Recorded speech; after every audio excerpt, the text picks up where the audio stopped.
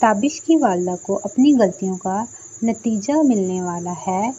آپ کی عزت میں تابش اور بینا کے درمیان پیدا ہونے والے دوری کا ذمہ دار صرف ناز نہیں، اس رشتے کو کمزور کرنے میں تابش کی والدہ نے بھی اہم کردار ادا کیا ہے۔ انہوں نے بتایا ہے، اسی بینا اور تابش کی قرابت کو قبول نہیں کیا۔ بیٹے کی اپنی بیوی سے محبت انہیں ایسا محسوس کراتی ہے جیسے بینا نے ان سے ان کا بیٹا چھین لیا ہو۔ اسی سوچ کے تحت بینا کی ہر کوشش کو معمولی قرار دے دیا گیا۔ کبھی اس کے گھریلو کاموں کی قدر نہیں کی گئی، کبھی بچوں کی تربیت سے متعلق اس کے فیصلے رد کر دیے گئے اور کبھی تابش کے سامنے اسے کم عقل یا پرانی سوچ رکھنے والی عورت ثابت کیا گیا۔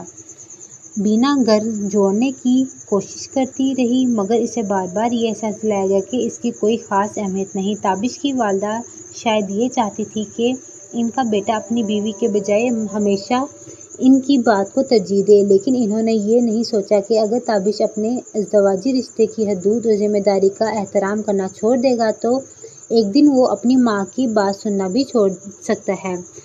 تازہ کہانی میں یہی خطرہ سامنے آتا ہے۔ دکھائی دے رہا ہے کہ تابش اب صرف بینا کو نظر انداز نہیں کر رہا بلکہ اپنی خواہشات کو ہر رشتے سے زیادہ اہم سمجھنے لگا ہے۔ ناز کو زندگی میں لانے کا فیصلہ کرتے وقت وہ اپنی والدہ سے اجازت تو مانگتا ہے لیکن اصل میں وہ اپنا فیصلہ ہی کر چکا ہوتا ہے۔